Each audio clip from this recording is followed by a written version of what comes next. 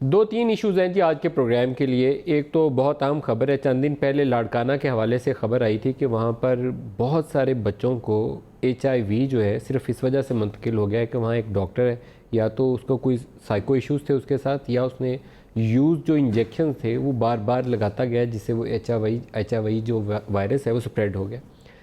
आज एक ख़बर ये है कि अलाइड हॉस्पिटल फैसलाबाद के अंदर इसी मर्ज़ में तकरीबन 2800 के करीब जो मरीज़ हैं वो आए हैं। 2800, 2800, ये इतना बड़ा नंबर है कि पाकिस्तान जैसे मुल्क के अंदर एक शॉकिंग न्यूज़ के तौर पर ही इसको लिया जाना चाहिए कि 2800 मरीज़ HIV के एकदम से कहाँ से आ गए।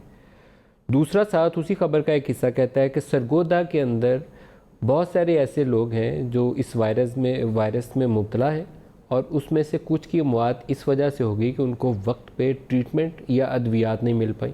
ये अब दूसरी खबर हो गई। तो बड़ी परेशान कुन खबर थी, तो हमने इस खबर को आज प्रोग्राम का हिस्सा बनाया और इसमें डिस्कस करेंगे कि इसकी तफसीलात क्या है।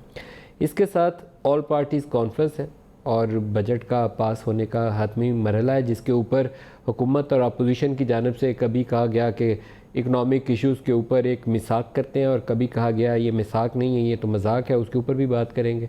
कतर, उसके अमीर पाकिस्तान आए हुए थे, और आज उन्होंने जो उनकी कतर न्यूज़ एजेंसी है उससे ऑफिशियली रिलीज़ किया कि $9 बिलियन, ये तकरीबन वही पैकेज है जो सऊदी अरब ने पाकिस्तान को दिया था। फिर इसी की बात UAE ने की थी, लेकिन UAE वाला पूरा फुली मटीरियलाइज नहीं हुआ।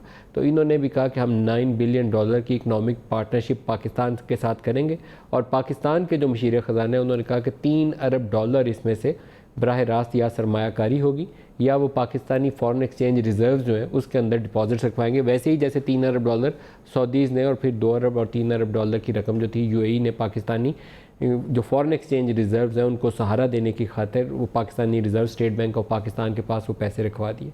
उसी तरीके से कतर भी वो पैसे पाकिस्तान को देगा। इससे एक संभाला मिल जाएगा, ब्रीथिंग स्पेस मिल जाएगी, बजाय ये कि रिज़र्व जो $7 अरब के करीब है net reserve state bank of Pakistan के, वो और नीचे आ जाए, तो उसमें लगेगा कि फॉर द टाइम बिंग हम एक रीज़नेबल लेवल के ऊपर खड़े हैं।